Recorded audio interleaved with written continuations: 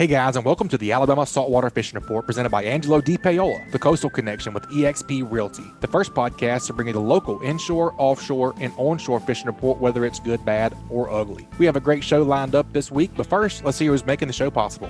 This week's Alabama Saltwater Fishing Report brought to you by Great Days Outdoors magazine. Are you looking for that one-of-a-kind Christmas or birthday gift? If so, head on over to greatdaysoutdoors.com and check out the best gifts for outdoorsmen 2021. We've curated a bunch of unique gift ideas to help you find an awesome gift for the outdoorsman on your list. Just head over to greatdaysoutdoors.com/best gifts for outdoorsmen to check it out. And also brought to you by Fishing Chaos, fishing tournaments coming up near you. Mobile Bay Kayak Fishing Association is hosting a free December fish out sponsored in part by Humminbird. Fishing boundaries are from the Navarre Beach Causeway to the east, and the west boundary is the Mississippi River. One lucky winner will win a Helix 9 fish finder valued at over $1,500. There is an undisclosed mystery link. The angler who catches the first speckled trout matching or closest to the mystery link wins the Humminbird Helix 9 fish finder. There are also prizes for first, second, and third place, determined by the aggregate length of 3 speckled trout. Big fish prizes will also be awarded on a weekly basis. Fishing lasts from December 4th to December 31st of 2021. The mystery link will be revealed when the tournament closes. To register, simply download the Fishing Chaos app or go to www.fishingchaos.com and register for a free Fishing Chaos user account. Then go to the Club tab on the left side menu. Find the Mobile Bay Kayak Fishing Association Club and join the club. After joining the club, go to tournaments at the button of the club page and register for the December fish off. All right, folks, welcome back to the Alabama Saltwater Fishing Report. I am your host, Butch Theory. This week, we are going to be talking to Marc Mills over at Daiwa. We're going to be talking deep drop fishing gear essentials with my partner, Joe, over at the Northwest Florida Fishing Report. How we doing today, Joe? What's going on, Butch? Oh, man, loving this weather, loving this cool down. It's a great time of year just to be out on the water in general, man. It is, in wintertime, as we move into the fall and into the winter, a lot of people forget about fishing, especially as we get into the wintertime, and a lot of your seasons are closed for bottom fish. But one of the seasons that remains open throughout the fall and winter is a lot of your different deep water species. That's why we thought it'd be a really good time to talk about deep drop fishing. We're getting a lot of questions about this and what you need to do to gear up, what you want to look for in gear to do this. And we thought, hey, where better to go than to Daiwa? A lot of our folks that go deep drop fishing, that's a lot of the gear that they use. So we're going to talk today about really everything you need to think about when it comes to that. But also, there's probably some new stuff that even we haven't heard of. I'm really excited. So we got Marc Mills. He is the senior marketing manager at Daiwa. Now, Marc, you're located in California, so have you been able to fish in the Northern Gulf where most of the folks that are listening are doing their fishing? Yeah. Hey, Butch. Hey, Joe. Hi, guys. Yeah. Matter of fact, I've been with Daiwa for a multitude of years now, and I get the cool job here as a senior marketing manager, which really ties into product development and everything else. But I've been able to get that opportunity to fish throughout that Northern Gulf region, deep dropping in the Keys, all over the country, and even seeing where that deep dropping is starting to become and evolve a little bit here in SoCal for, a multitude of species. We're limited on how deep we can actually fish here. But like I said, I've had that opportunity. We're a strong leader in the electric reel market, probably the leader in the electric reel market, from MP3000s to Tanacons to Seaborgs and all that, and rods. So it's a super fun type of fishing. Love it. And we're looking to evolve this portion of the sport, the fisheries. I've done a multitude of deep dropping and ground fish fishing. So I'm happy to talk to you guys, happy to be part of the show, and looking for you guys to answer some questions and hopefully give you some cool information that that nobody's even thought of before. That's our job over at Daiwa. Marc, if I'm holding the rod and reeling it up, anything over about 100 foot sounding pretty deep to me. But when it comes to deep dropping, what is deep? So at what point do you say, all right, this is deep dropping territory? The overall standard, guys are talking, 400 or 500 feet is where you really start. I think we're going to see deep dropping change its depth into the 100 to 200 foot range, especially with some of the new tackle that I'll talk to you guys about. But then, you're going to go down all the way to almost 2,000 feet, maybe even deeper than that for some of the swordfish and stuff like that. But basically, 500 to 1,500 feet is what I would consider it. Everybody has their own direction, but that's what I would think. Butch, you and I have had the chance to do some of this fishing. I wouldn't consider myself very experienced at any of it, but we have had a No. chance to do it. It's pretty amazing when you drop down and come up with 5 giant groupers and Oh yeah.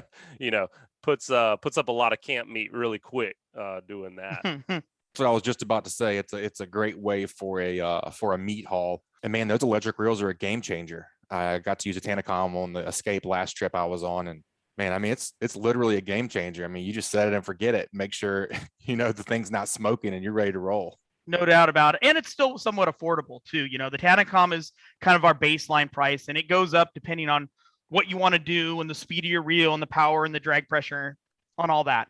Yeah. So Mark, let's talk about that. Like what somebody needs to look for in deep drop fishing gear. If we're thinking first, I like to think first about a rod. Right. What are you really thinking about? What would you advise somebody the kind of questions to ask themselves if they're selecting their rod? For the first and foremost, what are you going to go do? If are you going to go fish tile and you're going to fish snowies and stuff, the size of your boat also makes a big comparison to that. So if I'm going to ask somebody, hey, what rod what are you going to go do? And let's just use an example. I'm going to fish snowies and tile, and I'm going to make a suggestion that you're going to want something in the 5'6" to 6 foot range. Now that will change if the angler wants to fish something that is bigger, let's say swordfish, and I would suggest you need something into the 7 foot to 6 foot range. You've got a big fish. It's going to make big circles. You're going to need to keep them away from the boat as they're spinning and coming up on that end. So that's where that longer rod gets you out a little bit more, especially when you need a little bit more tip action. So, we've seen that. We on the West Coast here in California, not in the Gulf as much, have really pushed that 7'6", kind of what I would consider a medium, actually a fast, extra fast action, where the Gulf region is more into that 5'6", kind of a fast to medium fast action rod. Gotcha. So, one of the things I hear guys talk about from time to time, in fact, we were interviewing one of our guys a couple of weeks ago, and they were deep dropping, doing this kind of fishing. They hooked a really, really nice mako while they're doing it. Is there anything that, you'd kind of advise people as far as being prepared for? Like, you think about down there in the deep, man, you're liable to hook a big Warsaw. You may hook a yellowfin tuna doing this. I mean, is there anything that, if that's on your radar, that you need to be thinking about when it comes to rods? Well, on rods, here's the thing. Deep dropping, I think that's one of, besides you guys talked about, the excellent eating. I mean, I love tile fish, great to eat, grouper, snowies. I mean, that's just my favorite. I love that. I don't get that very often out here in California by any means, but so that's what you're hoping for. And that's what your direction is, but you never know when you're deep drop fishing of what you're going to catch. So that's the next element of excitement that you have. And I don't think you can really be prepared for anything because you don't know. It's a mystery no matter what. I think that's one of the coolest essence about doing that. I think what you have to be prepared on for the most part is not necessarily the fish you're going to hook, is the weight that you're going to deep drop. Are you going to use 4 pounds? Are you going to use 10 pounds? Are you going to use 11 pounds? That's going to be the main thing, on the rod, is how much weight you're going to need. And that all changes with the currents, but you just never know. Any of those rods or reels, you've got to be prepared. If you're going to fish for ground fish, you can fish, I would say, a little bit lighter rod and reel, but the swordfish stuff, you're going to need a little bit heavier stuff, using heavier gear. You're using a lot of different things. And, depending on the size of your swordfish, that's just going to depend. I'm glad you brought up the weight. Right. That definitely factors into it. Yeah. I mean, so, is there a middle ground with this? And we've talked about this at length with other subjects, is that a lot of times it's like everybody wants that do it all, the do it all rod. Yep. It can do everything, but it's not really good at anything. Is that the same way? Is that the case with deep dropping rods, or do you kind of need to have a couple of setups, or is there one that can kind of do it all? If I was going to go, and like I said, let's say I travel a lot and I don't have the opportunity to bring all these different setups, I'm going to be pretty much going to bring probably a 5'6", and I'm going to stick with like an extra heavy. A heavy's a little bit more specialized. Extra heavy's probably where you're going to want to be. And then we make double X's, and, you can even get into a triple X, but an extra heavy is going to give you the sweet spot. You can fish anywhere between, you can fish, 4 to 6 pounds, and you probably can go up to, on an extra heavy, 8 pounds on that. So you're still going to get the right tip action. You're going to be able to get everything out of it. It's going to load properly. You're still going to get hook setting power. on that. So if I was to make one suggestion, I would say 5'6" to 6 foot in a extra heavy model rod. That's going to be your sweet spot. That's kind of get you done, get you out there, and get you started. So speaking of sweet spots, I Mhm. kind of have the same question along the reel lines. You mentioned the Tanacon is kind of in the middle, and you mentioned a lower and a higher model. Kind of the same deal. If we're going out there with a extra heavy rod, what is going to be kind of your do all? I would assume that the Tanacon, has certain amount of drag, and the one higher is going to have a little bit more drag capabilities, retrieval rate, etc. Right. So just kind of walk us through the lineup. And let me kind of walk you through the lineup. So for the most part, let's go into the Tanacon. That's your base model. That'll get you to fish tile fish and some grouper, and it'll get you done. It's got a powerful motor. Everybody knows that. It's a very well-liked reel in the market. It's coming in at about $400 MSRP, so that gets you started. It's going to have about 27 pounds of drag. The Tanacon gets about, as far as the speed level on it, is about 60 inches per minute, I think is what it comes out to, which is, pretty good. That gets you going. That'll get you there. Now, if you're going to be catching swordfish and that kind of stuff, that's not the reel for you. It really isn't. Could it do it? Maybe. But that's where you need to step into your Seaboard. You get into a 2-speed motor. It can be fast. It gets, somewhere of around about, I think you're looking at about, 155 inches per minute or per second, and then 65 depending on the lower high speed. So it all kind of depends on what you're going to do. But for the most part, ground fish, your Tanacon's going to get it done for you. When you get into that specialized, swordfish, bigger fish, you're going to need to step into a Seaboard or even the larger marine power, which a marine power is in the range of about $4,000, all machined aluminum. Now, as far as size, anywhere between a 1,000 to what we consider a 1,200 that's going to hold, basically somewhere around of a 100-pound test, about 1,500 yards of line. That's kind of where your spot is. Now, we do make an 800 size, which is a little bit smaller. Of 80-pound test, you're probably going to look at somewhere around 1,100 to 1,200 yards of line of 80-pound, a little smaller diameter. Now, we do make the 500, and I don't want to go down this rabbit hole yet. We're going to go there. But that 500 small, and we're starting to see guys deep drop jigs. And it's lighter. It's more compact. And then you go into that, you get into much lighter lines. You get into your, 30-pound, 40-pound test, maybe 50-pound test for fishing jigs. It's palmable. You can still fish 1,000 feet of water, but you're catching them on, some deep drop jigging and stuff, slow jigs and stuff. So, but to kind of circle back, your best bet is to go with like a 1,000 size Tanacon, 5'6" to 6 foot extra heavy rod. That's going to get you going until you figure out what you're going to really want to target on. Gotcha. But if you do know you're going to want to use this for something like swordfish, yep, you could always take one of those larger, more capable reels and, of course, do your true deep dropping for groupers and tiles and things like that. Maybe that Seaboard is, but there's a big difference in cost, guys, just to let the market know. So, you're looking at for like a 1,200 Seaboard, which is awesome reel, probably the best deep drop reel on the market for price and weight and everything else on there. And you're looking at about $1,600. So where the Tanacon's going to come, it's going to be at $500. So there is a big jump, but you're getting a lot more. It's not like a bass reel where, you got a $50 jump here or there. You're looking at some big jump in costs, but a big jump in, power and speed and amps and all that stuff you have to take into consideration. And I think that's kind of why the deep drop market's getting stronger and stronger. We've seen it in our sales, is that people are starting to do it more. So they're getting more informations out there. They're more comfortable. It's kind of like the braided line market. Everybody's afraid of braid when it started.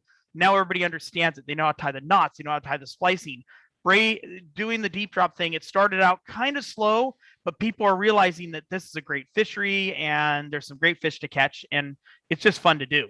So, Mark, you're talking about the difference in capabilities in these reels, like you said, higher retrieval rate, higher drag.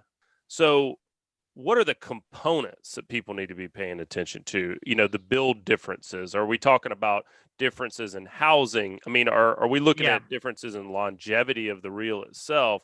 What does somebody need to pay attention to in an electric reel? Right.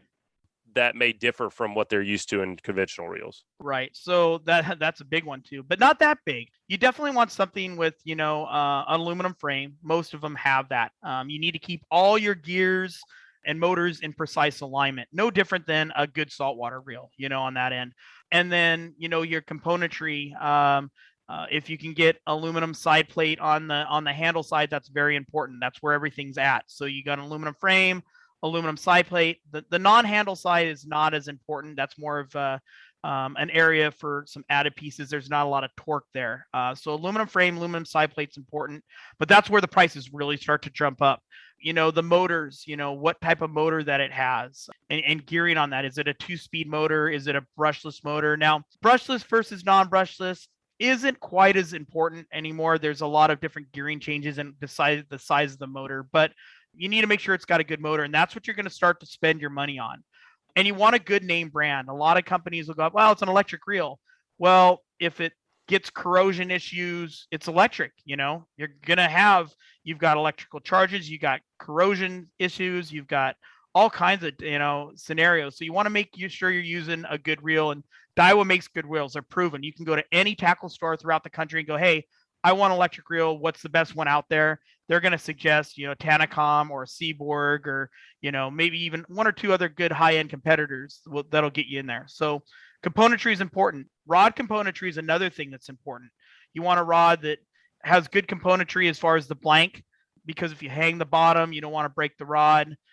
Graphite glass is kind of where your starting scenario is. Our Seaborgs use a special called High Power X graphite, which is a really strong blank. It's very thin diameter, but it's very strong. That gives you good bend. It gives you good, action. Part of the catching fish is the action of the rod, so you don't tear fish off and all that stuff. For sure. Yeah. So I would say probably the biggest question that I get and or encounter in talking to people about deep drop fishing is, how do I plug this thing in? How am I going to get power to this thing? Right. Kind of walk us through some of our options there, if you don't mind, Mr. Mark. No, not a problem at all, guys. For the most part, your best bet is if you have, plugins on your boat. We sell cords.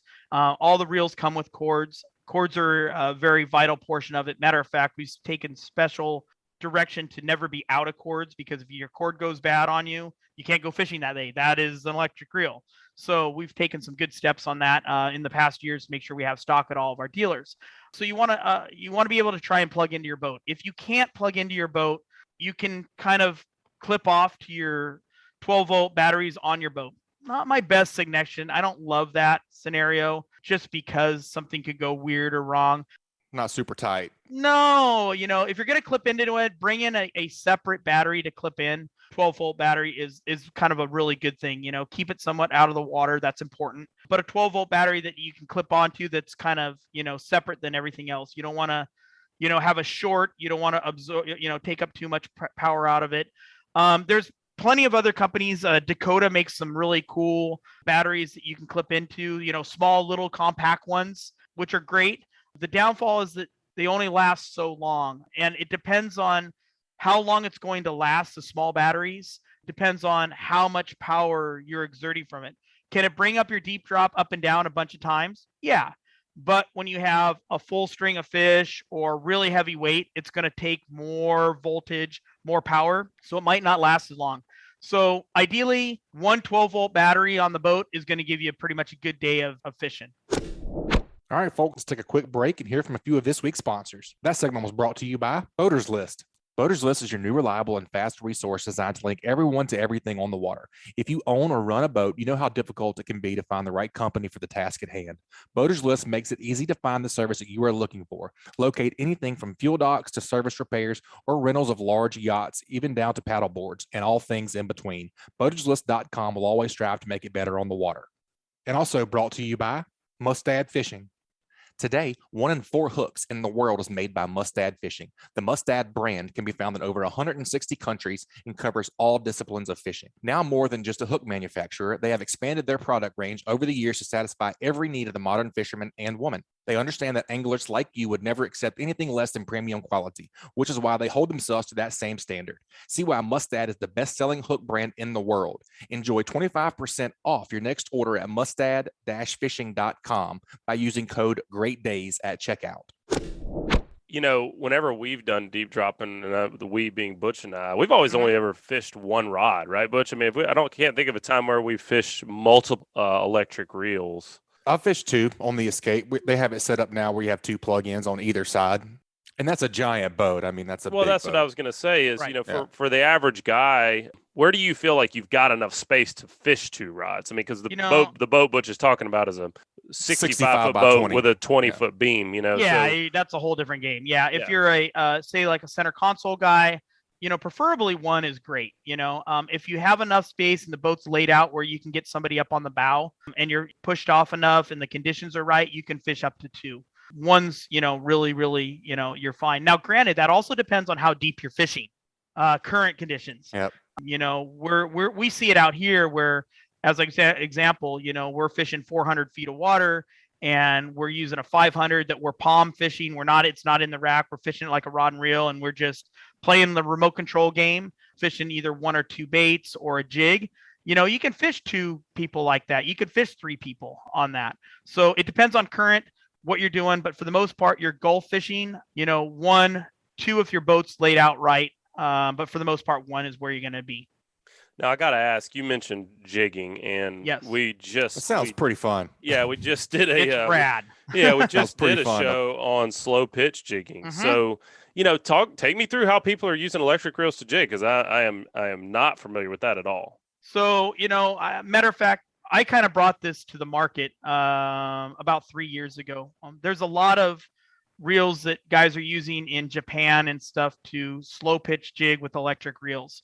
And for the most part, most of the electric reels you see on the market are big, 750s and the 1200s and 1000s. They're just too big to manage and to palm and everything. So we made a 500, and we make them smaller. We make a 3. Those are not over here yet, but the 500 is a great palmable size reel that you can put in your hands, and going to much lighter line, so you don't have to use as heavy weights. So line diameter is huge. People don't even realize that. They don't think like that. They're like, oh, I got to have 80 pound. No, you don't. Line diameter is huge. 80 pound, when you've got 1,000 yards of 80 pound test out, there's a tremendous amount of current line pressure. Swim in the water with 100 yards of rope and swim in the water with 100 yards of thread. You got to think that way. Sure. So going down to like 40 pound and 30 pound test line on a 210 gram or 300 gram jig, dude, you can fish really deep. You can fish really light. It's really hard to break, to be honest with you, when you're using a piece of fluorocarbon or monofilament leader of 80 to 100 pound test. Try and pull 30 pound out of the rocks. Pretty tough. So it'll allow you to fish much deeper, much lighter, and enjoy the fishery better. And that's where you're going to see Daiwa take this evolution and change it. And we've seen it in the Florida market. They're starting to do it much. They're using line down to like 10 and 15 pound tests, believe it or not. So you're going to see us really start to push that with lighter rods, smaller gear. Like I said, the deep drop thing, and that's cool about this conversation, this podcast we're doing. People are starting to wrap their head around it. Now they're ready to accept and go outside the box. And that's where it's going to be fun in the next few years. Yep. Especially in the Northern Gulf, like Joe was saying, this time of year, things are closed. I mean, red snapper's still open right now for recreational guys a couple days a week, but generally speaking, you need to expand your horizons, and get out there and do some deep drop in order to get some meat in the box if you're going out that far. I feel like, don't you, Joe? Yeah. It opens up a lot more windows. Being able to fish that deep opens up a lot of opportunities for you to fish year round. Right. When some of these seasons are closed and things like that, and just do some new stuff, I mean, catch some crazy fish. There's lots of cool fish down there never seen before, great eating fish. And that's, I'm interested to hear you talk about these lighter setups, because personally, that's always been my hang up with really any kind of deep dropping is just, it's big, heavy gear. You pretty much got it on a bent butt. It's sitting in the rod holder. It's not really, a ton of action. It's not sporty. It's not it's not fun sporty in one sense, but it's not sporty. And that, like I said, with the guys starting to understand the cool 500 size reels, and we started playing with those out here, and we're seeing it, throughout the Florida market, and we'll see it in your market very soon. And granted, we'd have a lot more publicity on it if we could have traveled in COVID, because we would have been doing some cool shows and stuff on it, but we haven't been able to. But in all actuality, it's a super fun way to fish. And, we all know that, catching a bunch is fun, but imagine catching some big snowies on a jig with one jig where you're actually holding it and playing. We did some really cool testing in Alaska on halibut fishing like that. And I'm telling you, it's such a blast. And it's just the next evolution on deep dropping and jigging and fishing in general, Yeah, and I'm glad you brought up the line. That was something that was very surprising about our conversation on slow pitch jigging is how big that or how little the diameter of that line plays in on drag and needing less weight, which that's another reason that a lot of folks don't like bottom fishing or deep dropping is having to have a bunch of weight on there. It puts you back to getting it back in the rod holder and, just fatiguing. It's fatiguing. So it's exciting to hear that there's some of this stuff coming out and just some really cool stuff coming up. So now that we're hopefully, knock on wood, out of the COVID era, just kind of tell us a little bit about what's in the pipeline for Daiwa, in terms of, supply chain. Are y'all going through the same problems that everybody else is? Yeah, everybody is right now when it comes to that. What's funny is, since this is a deep drop, discussion, so the supply chain is still very, very difficult. All the manufacturers are having the same problems. And we're up against kind of another thing too with the deep drop stuff is that one, it's becoming very popular. Obviously, that's why we're having a show on it. And so you take the supply chain with the overwhelming demand, not just in your region, but, on the Eastern Seaboard and, us here in California, we figured out literally 2 years ago how to catch swordfish deep dropping. It's been that long and we've been doing it for years. And everybody tried it, but nobody really spent the time. And once they started to catch a few fish doing it, they realized that, okay, now, once again, everybody kind of understand it. So you take the demand that we're having on the East Coast, the demand that we're having in the Gulf, the demand that we're having on the West Coast in California for all this type of fisheries. Our groundfish fishery is opening up. It's been closed for years. We couldn't fish anything deeper than 265 feet due to some of the situations that we were having here in the California market. We are now opened up to 470 feet. They'll probably go to 600, I would assume, here soon, which lends itself to deep drop fishing. Who wants to reel up? You're still only allowed 2 hooks here in California. So who wants to reel up with 2 hooks, and 2 fish 600 feet of water? That's a long one. That's where the electric reels are becoming more and more popular. So you take the supply chain issue, you take the demand issue, Daiwa, growing as a company, it's been tough to get the supplies, but we're doing our very best to get out tackle and reels and rods to everybody on that. And we just came out with a new deep drop rod. The new Seaboard rod is awesome. We do it with a solid bent butt Alps bent butt, and we also do the new Winthrop adjustable butt. Now, that's another important thing for talking deep drop is the butts of the rods. You're going to pay for that Winthrop, but man, it sure makes things nice to get the right angle on the rod, depending what you like there. I really can't echo that enough with those Winthrop seats. I was Joe was just telling me about that. Yeah.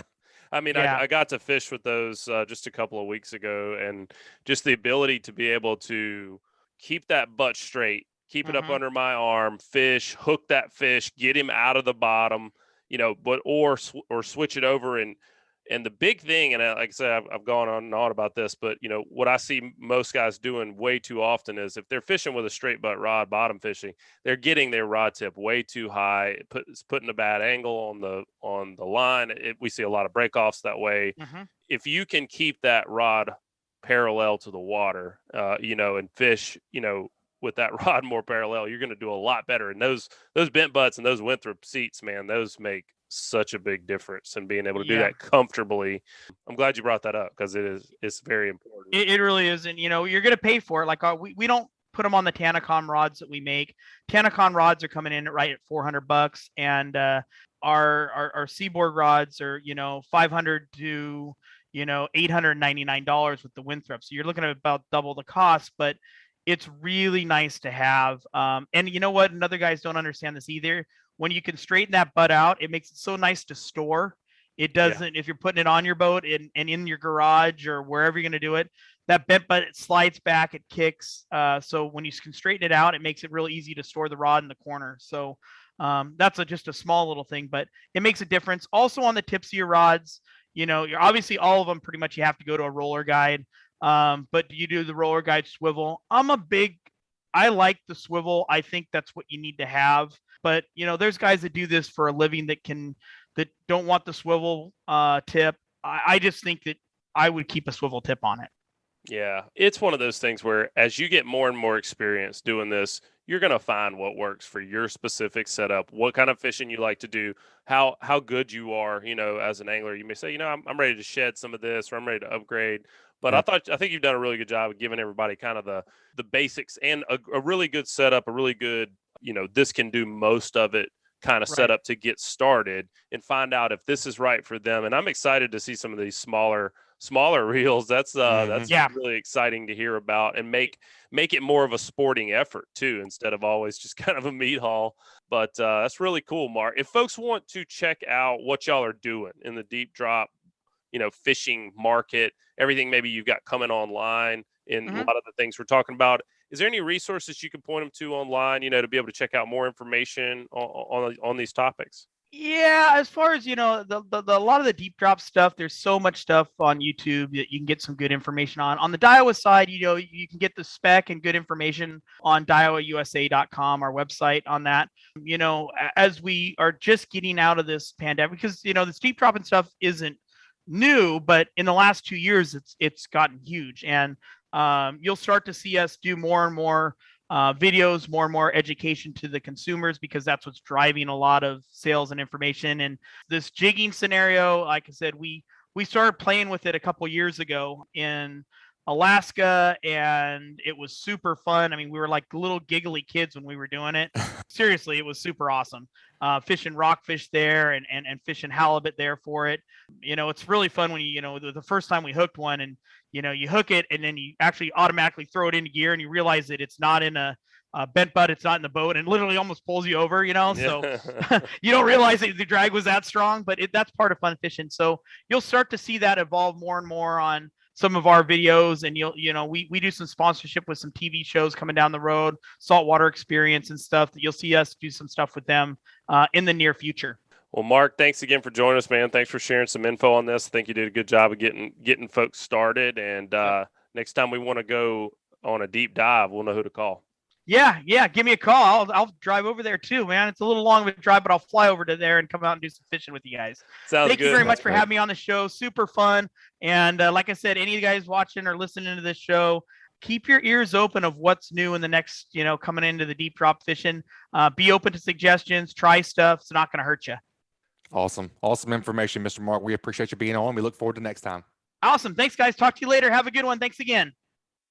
I'm really excited to hear about those smaller reels, Butch. I mean, just making this more of a sporting thing. I mean, don't get me wrong. I love me some grouper now. No doubt. I'm not against the meat haul. I'm not against the meat haul, but if you can take this and incorporate a meat haul with actually getting both, fighting the fish, enjoy that part of it even more, that's the most exciting thing I heard today. Agreed, man. I was over here Googling that 500 series palmable, and it's small. I mean, it's smaller than a TLD 25. Yeah, it's no bigger than like a 4/0 Penn Senator, just kind of a standard conventional bottom reel. I fished with a lot bigger. Oh yeah, no doubt. I've jigged with a lot bigger, unfortunately. Unfortunately. Man, I just got to imagine that. I'm not saying I'm lazy. I'm just getting a little older. That blackfin fishing, that's a lot of work, man. I mean, you catch 4 or 5 blackfin. I mean, when you've caught as many as you have, Butch, I mean, it's not like you really need to reel them up anymore, I don't have anything to prove at this point. No, I just want to get them in the boat. You know what I'm saying? Yeah, right. Especially with the sharks being as bad. Last time I was blackfin jigging, I mean, we were catching 1 or 2 out of 10. And if you could kick that sucker into high gear and get them up to the boat, that would be pretty awesome. Man, I like fighting fish, and I same. If I hook a swordfish, I want to have it in the gimbal, and I want to be fighting it and all that. All that. You know that about me. I share the same. However, if I'm fishing 1,000 feet down and I want to check my bait, or we're moving to a new spot, electric. Come on with it. Get that thing off of there. Yeah, let's get up out of there. Yeah. So. And like too, when you fish these deeper water fish, a lot of times they're all bite, no fight. So you got all your fight happening right there at the bottom. And then once they gas up, let's just bring him on up with the electric. On up. Yeah, I like it. Ice him down. Yeah, I love it. Yeah. Me too, man. That was good stuff. I appreciate Mark joining us. He was a wealth of knowledge. Definitely looking forward to getting more into that and learning more about it. For sure. It's going to be something that grows. You think about how far daytime sword fishing's come just in the last 10 years here in the Northern Gulf. I think deep dropping's going the same direction. Agreed. You're going to see more and more. The technology is going to get better. It's just like smartphones, everything's going to get smaller, lighter, faster, and more capable for all different kinds of needs and wants and desires. So really cool to talk to them and see what's coming down the pipeline. Man, I got to go wrap this report up though. It's good talking to you again. Yep. Good talking to you as well, man. Always look forward to it. And I got to get some more reports as well. I'll catch you next time. All right, buddy. All right, man. That was some great stuff. That was a great segment. That segment was brought to you by Bucks Island. They have new pontoon boats, bass boats, bow riders, and aluminum boats for sale. They provide boat service on all kinds of boats, even if they weren't purchased from Bucks. Visit them at 4500 Highway 77 in Southside, Alabama, or give them a call at 256-442-2588. And also brought to you by Hilton's Offshore Charts. The days of heading out and blindly looking for good fishing areas are pretty much over. Don't waste time and money on fuel searching for fish. You need the most recent, highest resolution images to not only know where to go, but where not to go. The knowledge provided by today's technology is critical when planning an offshore fishing trip. Make the choice that professional captains all over the Gulf make and choose Hilton's Real-Time Navigator. The easy-to-use interface and excellent customer service will have you on the fish every time you go. Check them out at hiltonsoffshore.com. And also brought to you by Test Calibration. If your diesel has low power or is consuming excessive amounts of fuel, these are common signs that your turbocharger may need to be rebuilt. Don't waste your money online with the cheapest options where you get no support after the sale. Test Calibration has been selling and servicing diesel, turbochargers, and fuel injection systems since 1976. No matter if you're running a diesel in your boat, tractor, or truck, Test Calibration can help you. Contact them at 800-822-0057 or visit them online at testcalibrationdieselandturbo.com. All right, guys, we have a little bit of a special segment planned for you guys. We have so much stuff here close, fishing destinations and places that I just don't know a whole lot about. So we're going to be broadening our horizons a little bit. Let's go see what Joe Baya over at the Northwest Florida Fishing Report's up to. What'd you say, Joe? What's going on, Butch? Man, just trying to enjoy this beautiful weather. Did you have a good Thanksgiving? Great, man. Started off just the way I want, finished up a little busier than I like, but overall got to do a little fall fishing, a little hunting. Exactly what I want to be doing with my time off. Yep. It's been nice to have these cool downs, man. Anything in particular we're going to be talking about today? Well, kind of like you said there in the intro, one of my favorite things to do as an angler is to go on a fishing trip, and go somewhere that I've never been before. I can be targeting the same species, but catch them in a new location is fun, and I really enjoy going with other, good anglers in those areas and picking up new techniques, new tactics, and just seeing how those fisheries change. And that's what we're going to be talking about a little bit today. And I think we'll be talking about this from time to time on here some more. The off season, I would call this the off season for most fisheries, is a great time to be getting your plans together. Most of us wait way too long and try to book a trip For sure. right before we're ready to go. And if it's a good fishing destination, you're going with a captain who's respected and well known, you got to be planning well in advance. So one area I've never gotten to fish is Cat Island in Mississippi. I've fished Petty Boy, I've fished the Schindler Islands, but I've never fished Cat Island. So today we're going to be learning all about it. Yep. I'm definitely excited to get more into it. Like I say, man, there's just so many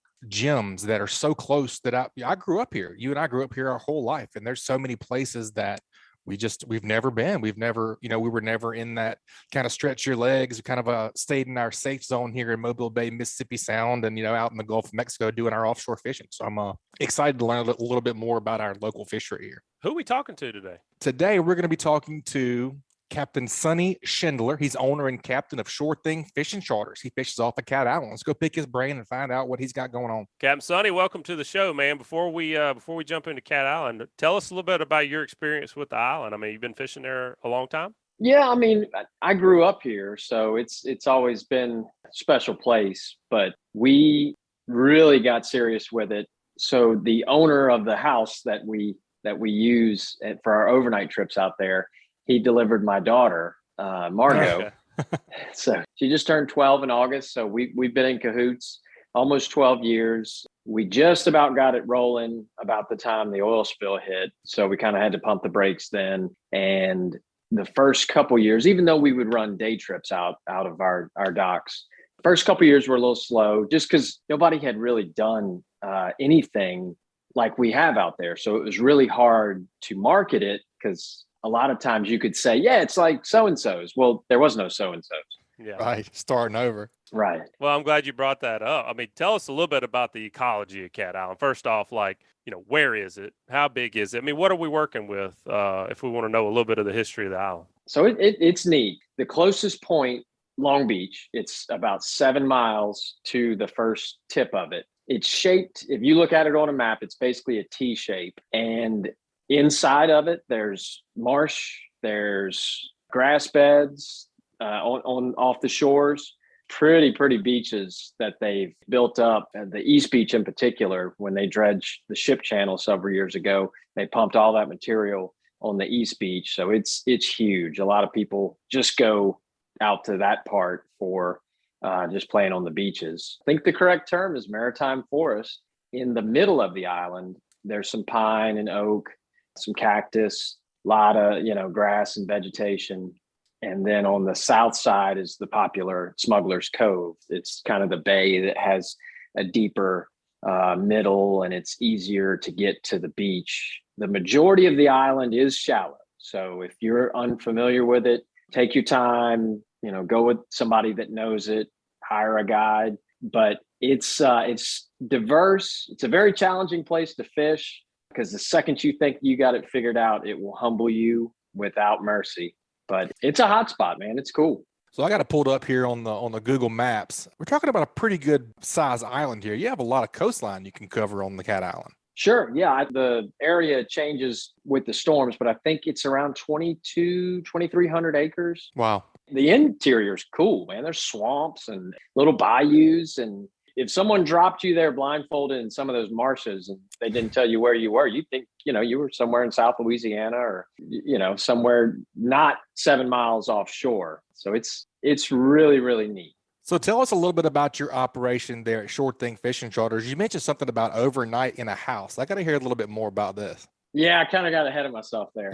So I'll start at the beginning. Shore Thing was started in 2003 by Captain Mike Thompson, who he got out of it in 2006. He brought Matthew and I back. Matthew came from a Schindler Island mothership. I came from Venice doing offshore trips, even though we're both from here. Mike is a very, very good friend of ours now, and he's a state senator now, actually. He went to law school and did that. But we took it over and started growing and growing and growing. And we got some just amazing guides that work for us. We're up to 8 boats and guides right now. But shortly after we started expanding, little Margot, my daughter, showed up and we met Dr. Don Gaddy, who owns this just unbelievable house on Cat Island. It's a 3-story, 2,000 square foot home. I don't know where you live or anything about your house, but it's basically everything that's in a nice suburban house. It was like if a helicopter grabbed it and then put it on this island. Hardwood floors, direct TV, AC, washer dryer, and it's finished very, very nice, very roomy, big open decks.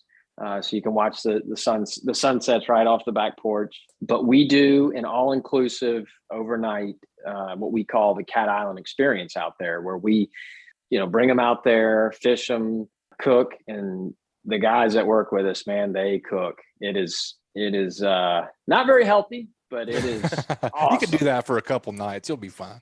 Yeah. We call it, Cajun Southern cuisine, a lot of seafood, a lot of meat, but we keep the junk food and the appetizers rolling nonstop.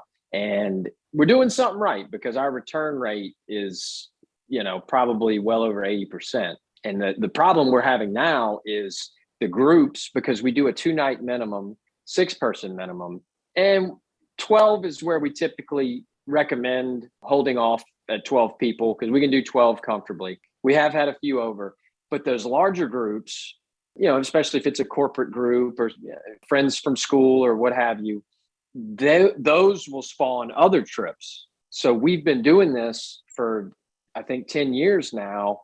And trip A sometimes spawns, B, C, D, and E, and, it keeps going. So we're having to kind of cater to those regulars because they got us to where we are. So it's become its own monster, but a good one, a well-behaved monster. Well, and that's kind of, before we brought you on the show, is one of the things we're talking about is like this time of year, as people are thinking about hunting and Christmas and lots of things going on, and they really don't have their minds super keyed up on fishing necessarily, that's the time when you need to be making plans to actually do these things when it gets warmer again. And that being said, I mean, what's the island really known for from a fishing perspective? What kind of fish are you predominantly going to target there?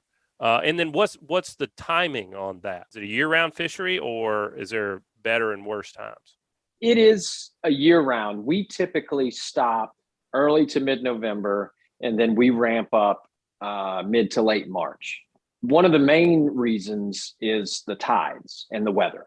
Typically, your winter, your tides can cripple you out there. The canal that brings you into the house can get so low, you can either get prevented from getting to the house, or if you're at the house and the tide cycle catches you, you're stuck at the house. Mm-hmm. It's not, there's worse places to be stuck at, but sometimes if you're not paying attention to things, you know, you can get yourself in a bind. The trout are probably the bigger draw, but it changes with the seasons. The red fishing is really good out there, but like I said, that place will humble you.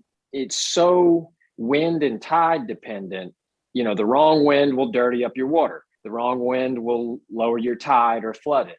The tide, what you did in the morning, you might as well forget about it. You're probably going to be doing completely opposite in the afternoon, assuming it's a morning fall or afternoon rise. A low tide out there is very tricky. I'm not saying you can't do it. We do it all the time, but you really have to pay attention to what you're doing, because 2 foot of water out there is everywhere. I mean, and so when you lose a foot and a half of tide, it changes everything and can make for a very long day if you're on the wrong side of it. Yeah. So trout and reds being the target, I mean, you mentioned the Cat Island experience. I mean, are people really going out there because they're targeting a trophy fish? Are you targeting numbers? Or are they just wanting that experience of, hey, we're going to go spend overnight and it's just a getaway? How would you compare it? Say, what's really drawing people there from a fishing perspective? The fishing is good. I mean, we are proud of the total package. We're proud of the house, our guides, our boats, our food, our service. And that's really why we call it the experience, because we've got people, you know, that want to fish from sun up to sundown, limit. And we'll do everything we can to get it. We don't always get the limit. It's not what we sell. We sell the experience. We've got people that hardly fish at all. You know, they'll come out and go birding or hop in the kayaks and paddle around, or they want to take we bring children out there. They maybe want to bring their kids to the beach and play around a little bit, maybe fish a little bit in the afternoon, eat a bunch of food, and just hang out with their friends and family. So the fishing is good. It can be unbelievable. Like anywhere, your weather dictates everything. And we're sympathetic, especially with our people traveling from way out. You know, our last trip of the year, I think it may have been Midwesterners. I may have that wrong, but we canceled it. They were there for 2 or 3 nights, and over half their trip was going to be a cold front hitting and wind and rain. And we just offered them, hey, would you like to reschedule? You know, it's right. We don't think you're going to get the full Cat Island experience, quote unquote. So we are proud of our product. Our guides have been fishing with us for years and years. We're very proud of the brand. So if it's just catching, you know, a bunch of fish, no matter what it is, some people want to come out there and catch shark for 3 days. We will rig for shark and go shark fishing. Some people want that trophy trout on top water. If the weather and the condition, if we think it's the right thing to do, we'll say, let's roll. All right, guys, that wraps up another great segment. You'll take a minute to check out a few of this week's great sponsors. That segment was brought to you by MB Ranch King hunting blinds and feeders are built to last right here in the USA. With durability and convenience in mind, MB Ranch King's maintenance-free blinds are constructed with high-grade steel and come in a variety of sizes to meet any hunter's needs. They offer high-quality, easy-to-use corn and protein feeders that can be filled with both feet on the ground. Call Kevin today for more info or a quote at 205-807-2937. MB Ranch King, built in the pursuit of perfection.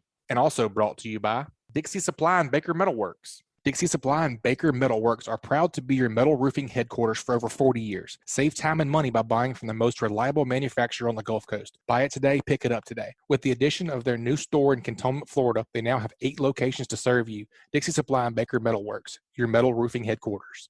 And also brought to you by Alabama Marine Resources. The Alabama Marine Resources Division reminds all recreational anglers who harvest gray triggerfish, greater amberjack, or red snapper that their catch must be reported through Snapper Check. This includes vessels, kayaks, and shore anglers who possess any of these reef fish. Reporting is mandatory and must be done prior to landing fish in Alabama, regardless of where the fish were caught. Anglers can report to Snapper Check online at outdooralabama.com or through the official Outdoor AL app. For more information about Snapper Check or any of the 2021 fishing seasons, please visit outdooralabama.com.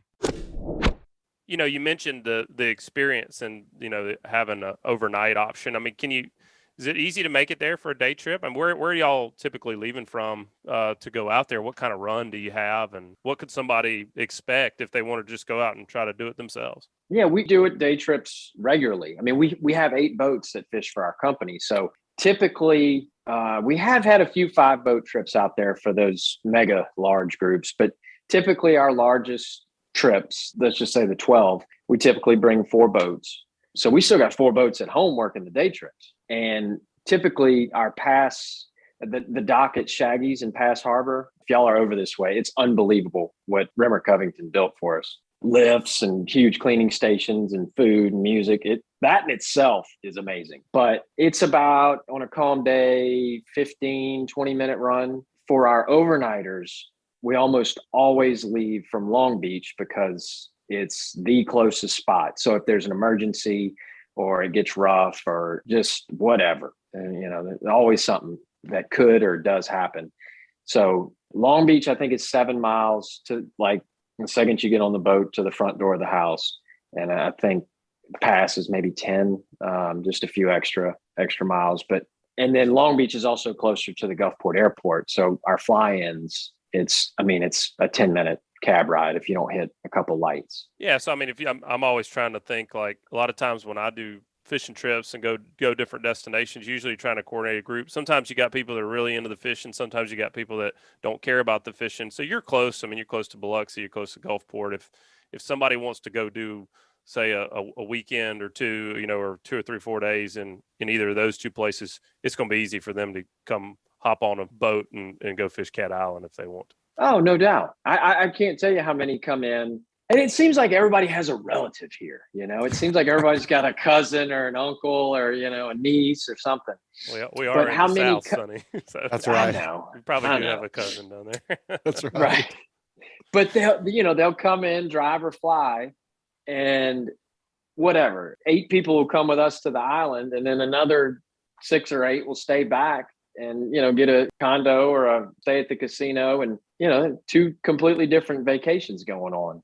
Our little area, even island, day trip, whatever, we've got a lot going on the water in a good way. And we've also got a lot going on land. The coast is rolling. I mean, everything, the restaurants, the casinos, the golf courses, the rental properties. It's the thing we always say, especially with the island, but more so with the Gulf Coast. If you get bored or hungry here, it's your own fault. Yeah, that's a fact. Joe and I say that all the time. How, being from South Mobile County, South Alabama, there's always something to do. It doesn't matter the time of year. You can pretty much pick up a rod and reel or a gun any time of the year and go do something. Exactly. And I would assume this is going to depend on the time of year. Over here, it depends on, like right now, the colder water techniques are a little bit different. But is Cat Island known for anything? Are we going to be, throwing popping corks under live shrimp, or is it an artificial, or kind of walk us through your seasons a little bit and what time's best for what? Like what we do throughout the year? Yes, sir. Yeah, what kind of techniques are really popular there? You mentioned, topwater trout. I mean, and like you think about fishing, say the chandelures, I always think about it's going to be pretty much artificial. So grub fishing on the bottom, right? Yeah, or Sure. Whatever it may be. We have everything from professional, fish slaying experts to people that have never been on a boat or held a fishing pole. With that said, we rely heavily on our live bait, but part of that goes back to the experience. You could go out there if you know your way around a fishing pole or a boat, and you could, you can do all you want with artificial. For those not as versed, we rely heavy on the live shrimp, the croakers, anything wiggling. We'll trap, minnows out there, cast net, finger mullet, whatever we can. typically your first part of spring into summer is, your shrimp. Once the pinfish and the little croakers and the catfish get thick, the shrimp will work. It'll work every day out there. But when the little thieves get out there, you almost have to switch over to something big, whether it's a croaker or mullet or a big minnow. And typically, if they don't open our spillways and our water stays salty out there, as early as late April, typically May, June, July, a lot of croaker. But those are our biggest trout. Your redfish that get up in the bayous and along the shorelines, if you got guys that know how to work spinner baits and spoons, you can do it. If not, it's just soaking bait and mainly watching that tide, because when you're fishing close to that island, I don't care how good the fishing is, you can get stuck. Yeah, For sure. Thinking about like putting together a day trip, obviously you got the overnight option, but if you are putting together a day trip with that travel time, somebody's leaving out, what do you typically run? Like a lot of times over here in Northwest Florida, they're running 4-hour trips, even 2-hour trips towards Mobile Bay. Most of the time it's kind of a 6-ish hour trip to really be able to get to the fish. To get to Cat Island and have enough time to enjoy yourself and get back, is it longer? Is it an 8-hour trip? What's typical? No, I mean, we do the 4 out there, and what we call it, the 4-hour Mississippi nearshore is what it's labeled. That one is a show up and go. Everything's included. Your license, rods, reels, tackle, live bait, water, snacks, fuel, fish cleaning. The only thing we don't include is the fun stuff, the beer and the cocktails, but you can bring them if you want. But that one, you can get in your car, get to the dock, get out and go. Everything's there. If you have kids coming, let us know. We'll try and size the right life jacket for them. But that one is get out of your car, get on the boat and go. And one cool thing, 2 of the restaurants here in town we call it the kill it and grill it, but they do we clean your fish for them, and you can walk it through the front door of the restaurant and literally eat a fish you just caught, minutes before. The Shaggies in Pascagoula and the Blind Tiger in Bay St. Louis do it, and they do it well. They do it we have people now that's all they do. They'll come and catch, you may be in fish all day, but they're traveling or have a little meeting. They'll keep, 4 or 5 fish, depending on how big or what species. And that's their whole thing. We need enough for lunch. We need enough for lunch. So that's done very well. I personally, my feelings on this, no matter where I go, is if I'm going somewhere new, I like to go with guides that know those waters intimately. For sure. And usually I go several times before I think about bringing my own boat, because I just, so much can be learned from picking that up and that kind of thing. But as far as the fishery itself, if somebody did want to try to get out there in their own boat, is any old bay boat gonna work out there? I mean, or you mentioned it being shallow. Could you fish most of the island with just that setup right there, or is there any specialized equipment you need when you're fishing out there? No, I mean, there's people that do it and do it well with small. I don't recommend it, but there are people that go out there in the little skiffs. Yeah. One of my least favorite sayings of all time is you got to pick your day.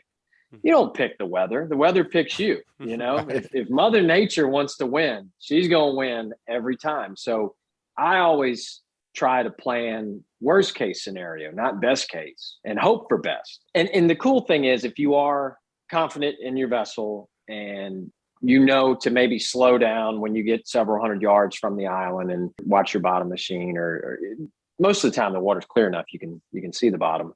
Trolling motors are nice. Power poles are nice. They won't, make or break you. I think they will make your life a lot easier. But the cool thing is, if you're leaving from Pass Harbor or Long Beach on a moderately clear day, you can see the trees on the island.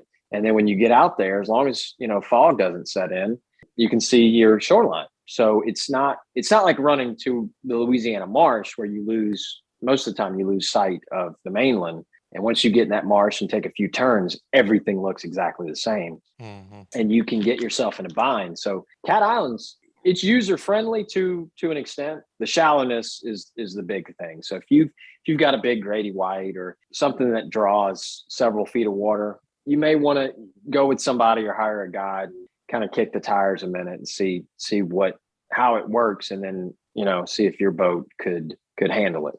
Great advice. But And it does get sporty. That little 7-mile stretch, when you pick the wrong day, it's rough. Yeah. Well, Sonny, like we said in the beginning, reason we wanted to do this show and this segment, and the reason we're going to do more, is that typically for things that are in demand, like you said, you've got a stable group of people that love to do this. Most of them come back and do it again and again and again. We're not that far away from the spring fishing season opening back up and things being rolling again. If somebody did want to put together a trip out there, what kind of time period do they need to think about booking? Like, how far out in advance, if you wanted to book, say, that overnight experience, are you needing to make a phone call? It's far out. Most of our groups, like I said, our return rate's very high, and the trips spawning off other trips. And it took many years to get to it, but the majority of our people book a year out. The most difficult part of this is if you yourself were booking this, would be on you, is to get on the waiting list. With everything going on in the world and people with jobs and families, and heaven forbid something happens, we do have a decent amount of cancellations. If somebody's falls on hard times, whatever, and then the rest of the group says, we don't feel right going out there. We try to have a waiting list. And if you can move quick, that waiting list is not that bad of a place to be. For the most part, unless you're very specific with it, if you just say, I want, July 3rd, 4th, and 5th, and I can't do anything else. But if you say whatever, May, June, July, I'm close and I'm flexible. If you get a cancellation, let me know. Yeah. And sometimes you get that call 3 months out or more, and sometimes you get it 3 days before. I mean, we've had people, bad stuff happen on the way there, and that they had to cancel trips. Typically, that's very rare, but most of the cancellations come from our regulars that have enough sense to call us one month or more out and say, hey, so and so happened, we're just gonna have to come later in the year if you got any openings. What about the day trips? I mean, if somebody's wanting to put something together, that, like, say that maybe they're going to be in Gulfport or Biloxi and they want to run over and do a day trip, what kind of advance notice do you guys look for on that? Typically, that's way more flexible. Once we get those first few warm days of spring, whenever that happens, like if we get that freak 70, 80 degree day in February, the phone explodes. Yeah. And then we start filling it in, and then our regulars and our regular corporate people start snatching up everything. The weekends we try to do, a month or so out. The weekdays, we've got enough boats to where week or two out. Isn't always the case. Sooner the better. But, and again, we do a waiting list on that. But if somebody wanted to take a day trip, we do this regularly. And just, if it was me, I would do it and say, look, we're going to do the 4-hour trip. At some point during the day, would you mind bringing us by the house and just let us see it? Because it's extremely hard to explain. It's like the Floribama. How the heck do you explain the Floribama? Unless you go there. But it's like that. You can go in and, when that cold AC hits you and there's food everywhere, and the whatever football game is on the big TV, and they're just like, this is not an island. Like, right. Yeah, man, we just did a whole loop. So we do that a lot. It knocks their socks off when they, get hot and sweaty and hopefully catch a bunch of fish that morning, then go sit in that shade and get up on that big second floor deck and overlook the whole island. Man, it's hard to beat. Very cool, man. Well, if folks want to reach out to you, get a little more info on Cat Island, maybe they've got a question we didn't cover here today, what's the best way for them to look you guys up online or give you a call? The website's very informative. ShoreThingCharters.com, SHORE, ShoreThingCharters.com. You can call the office line, 228-342-2206. You can call my cell if you prefer the text, 228-342-2295. Or if you just want to, the links are on the website as well. But if you just YouTube Cat Island, Shore Things, Cat Island Experience, I've got a couple videos up from pictures from trips in the house. And no, just call, come by. We're easy. We're happy to help. Sonny, thanks for joining us, man. We appreciate you filling us in on Cat Island. It's definitely on my list. I don't know about Butch, but definitely the idea sounds of like just we gotta being see it. Yeah, well, the idea of just being able to go out and sequester myself somewhere has become more and more attractive over the years, and just to have that experience of being disconnected from everything, yet you're still connected there. Like you said, that sounds pretty nice. Well, it kind of sounds like you can go out there and sit on the deck and catch your sunsets like you like, and me and Captain Sonny can catch all the fish. Right. Well, Yeah. yeah, I'm usually the one talking about the sunset because That's right. That's what I'm saying. Been Well, very the- informative. Yeah, the ball is in y'all's court. So hopefully y'all can come over and put some eyes and hands on the house and the fishing over there. Very cool, Sounds man. good. Thanks for joining us. All right, guys. All right, folks, that's going to wrap it up this week. You guys, please subscribe, rate, and review wherever you listen to podcasts. If you'd like us to email you the podcast each week, just text the word fishing to 314-665-1767. Again, just text the word fishing to 314-665-1767. Subscribe to our email list, and we'll send you the new show each week. You guys keep whacking them. Have a Merry Christmas. This week's Alabama Saltwater Fishing Report brought to you by me, Angelo DePaola, The Coastal Connection. Find us online at thecoastalconnection.com. Also brought to you by Coastal Conservation Association of Alabama. Check them out at ccaalabama.org. Also by Fishbites. Check out the full line of scented saltwater and freshwater baits as well as tackle at fishbites.com. And also brought to you by Photonis Defense PD Pro Ultralight Ultra Compact Night Vision Systems. Simply the best in-class night vision systems ever built. Contact them at photonisdefense.com to learn more.